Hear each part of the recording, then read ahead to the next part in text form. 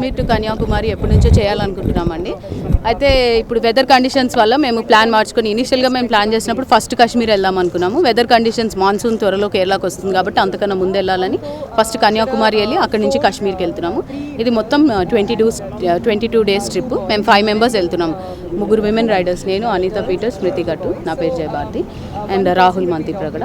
అది కాకుండా ఒక ఫోటోగ్రాఫర్ని కూడా తీసుకొని వెళ్తున్నాము, నాగార్జున అనేసి. So 22 days completely we will be on roads.